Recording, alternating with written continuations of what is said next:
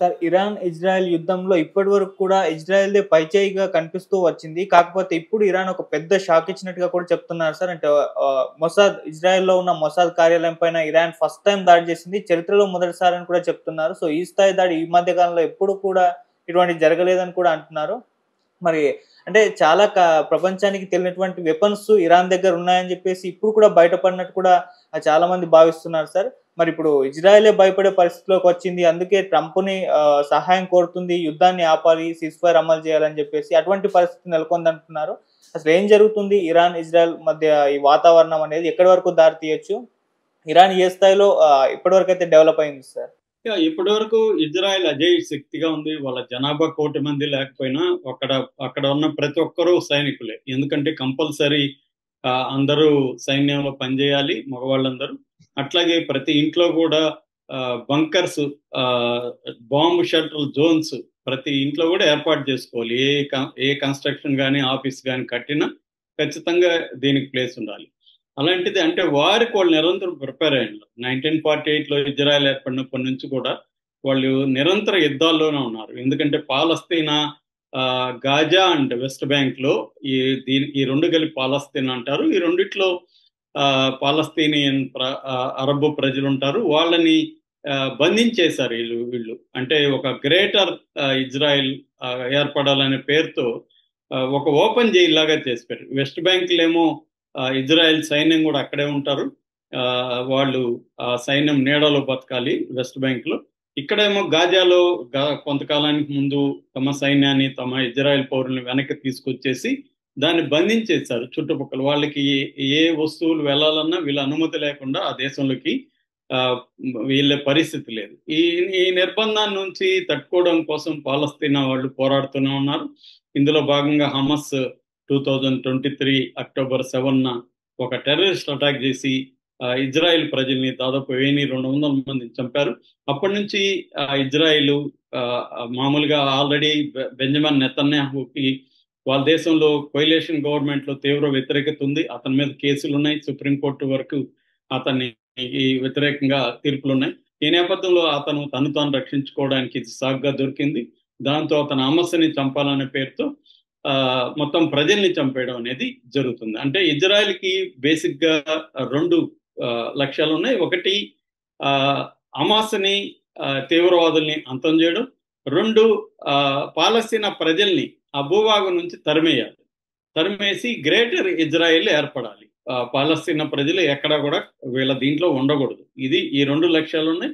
ఈ రెండు లక్ష్యాలు సాధించాలంటే హమస్ని ఒకటే టార్గెట్ చేస్తే చాలదు, మామూలు ప్రజల్ని చంపేయాలని చెప్పి ఇప్పటి వరకు 50,000 మందిని పాలస్తీన్లు చంపేసింది. రెండోది, అక్కడ నివాస యోగ్యంగా ఉంచకూడదు. ఉన్న వాళ్ళకి కూడా ఇంకొక 20 లక్షల మంది పైన అక్కడ ఉన్నారు గాజాలో. వాళ్ళని కూడా తరిమేయాలంటే వాళ్ళు అక్కడ ఉన్నా కూడా వాళ్ళు బతకలేని పరిస్థితి క్రియేట్ చేయాలి. వాళ్ళకి ఫుడ్ లేదు, మందు లేవు, హాస్పిటల్స్ అన్ని మీద దాడి చేయడం. సో దీనివల్ల ఏమవుతుందంటే వాళ్ళు అక్కడ ఉండలేరు, వేరే దేశాలకు వెళ్ళాలి. ఎక్కడికి వెళ్ళాలి వాళ్ళు? ఏ దేశం కూడా వీళ్ళని ఆహ్వానించట్లేదు. ఇటువంటి ఒక పరిస్థితి ఉంది. ఈ పరిస్థితిలో ఇరాన్ ఏం చేసిందంటే యాక్సిస్ ఆఫ్ రెసిస్టెన్స్ అని ఒక పెద్ద ఫోర్స్ని క్రియేట్ చేసింది.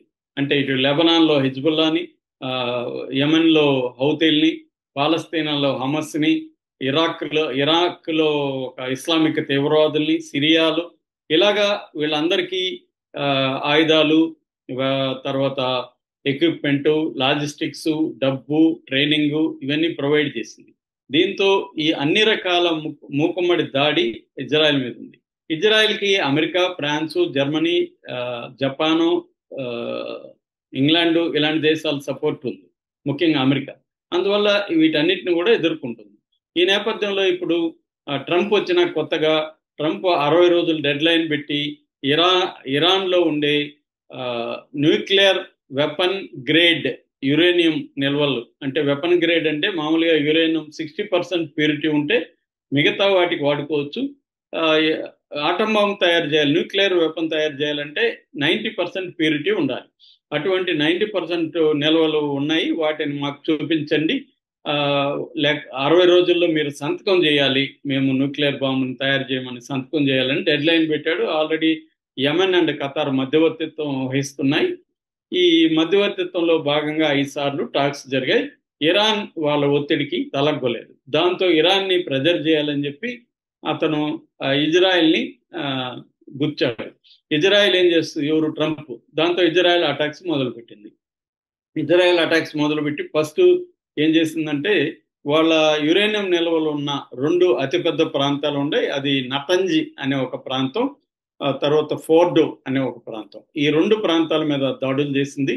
అట్లాగే ఆయిల్ నిల్వలు, ఎందుకంటే ట్రంప్ ఏ పని కూడా వ్యాపార ప్రయోజనాలు లేకుండా ఏ పని ట్రంప్ చేయడు. ట్రంపే కదా, అమెరికా కూడా ఏ పని చేయదు.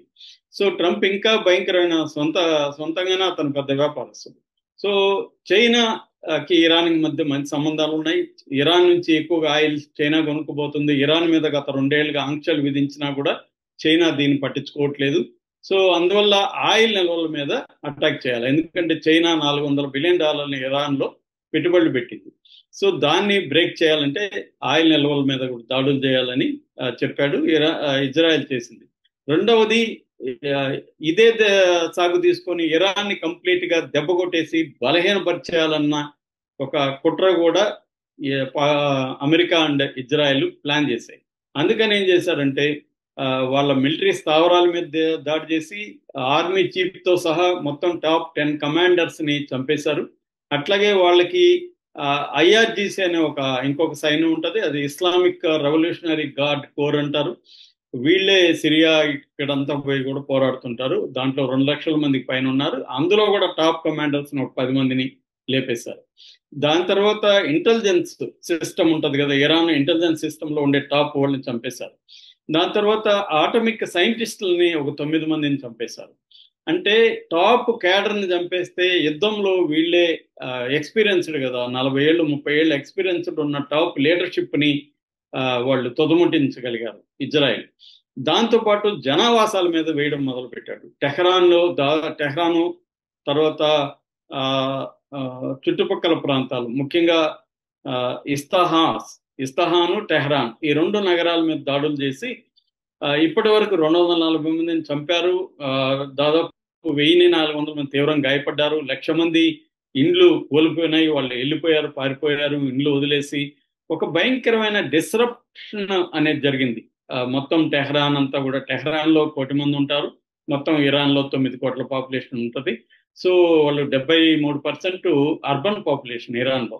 సో ఈ అర్బన్ నగరాల మీద వీళ్ళు వేయడం వల్ల డిస్రప్టివ్ యాక్టివిటీ, అంటే రోడ్లు బ్లాక్ అయిపోయినాయి, పవర్ లేదు, ఇంటర్నెట్ పనిచేయదు, ఏవి లేవు. వాళ్ళ డిఫెన్స్ సిస్టమ్ ని బ్రేక్ చేసేసారు. అక్కడ మొసాద్ ఉంది, మొసాద్ జామ్ చేసేసింది. మొన్న టెహ్రాన్ ఎయిర్పోర్ట్ మీద దాడులు చేశారు.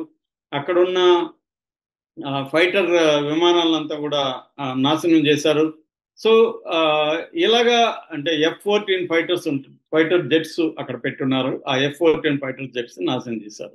ఇలాగా వాళ్ళు పెద్ద ఎత్తున ఇరాన్ మీద దాడి చేసేసి, దీనికి ఇరాన్ ప్రతీకారంగా ఇరాన్ కూడా ఇరాన్ దగ్గర ఇప్పటి వరకు ఎవరు ఊహించని రీతిలో ఆయుధాలు ఉన్నాయని చెప్తున్నారు. బాలిస్టిక్ మిసైల్స్ ఒక 3,000 ఉంటాయని చెప్తున్నారు.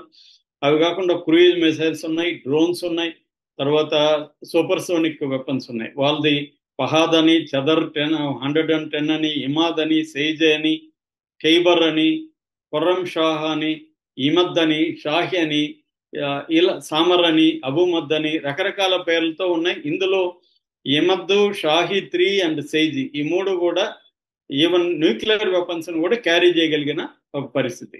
ఇరాన్కి ఇజ్రాయెల్కి దాదాపు 2,000 కిలోమీటర్ల పైన దూరం ఉన్నప్పటికీ కూడా అంత దూరం వెళ్ళగలిగిన బాలిస్టిక్ మిసైల్స్ ఉన్నాయి.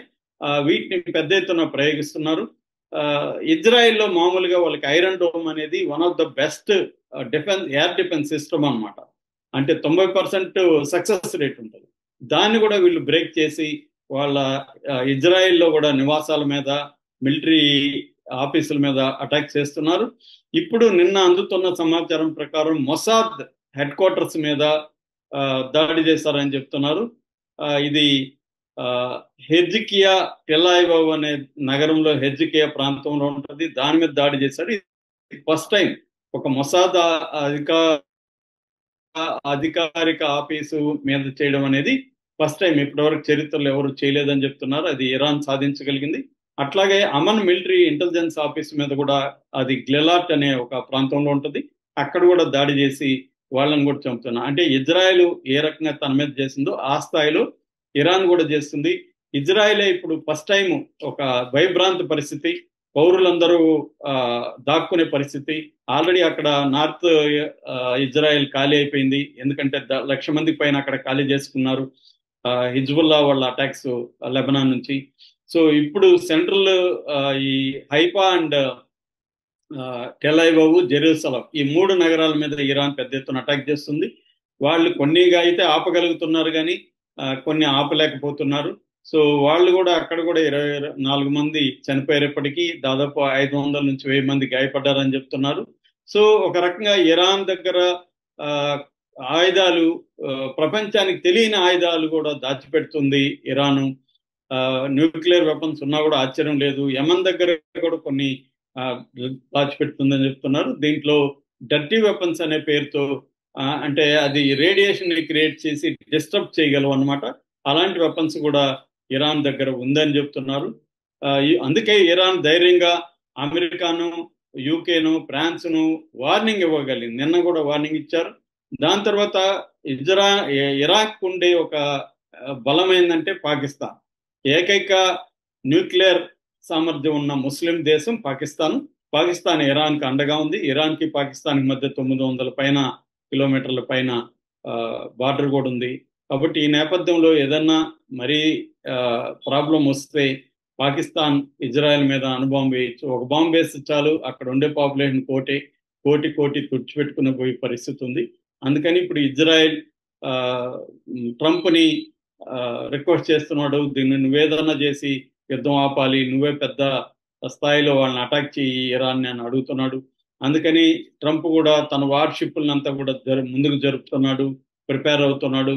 ఆల్రెడీ అక్కడ అర్ధాంతరంగా G7 దేశాల నుంచి వెళ్ళిపోయాడు ట్రంప్. సో ఇప్పుడు ట్రంప్ దగ్గర డర్టీ బాంబులు, బంకర్ బస్టర్ బాంబ్స్ ఉన్నాయి. బంకర్ బస్టర్ అంటే ఈ నిల్వలు, యురేనియం నిల్వలు ఎక్కడెక్కడ ఉన్నాయో బంకర్లలో వాళ్ళు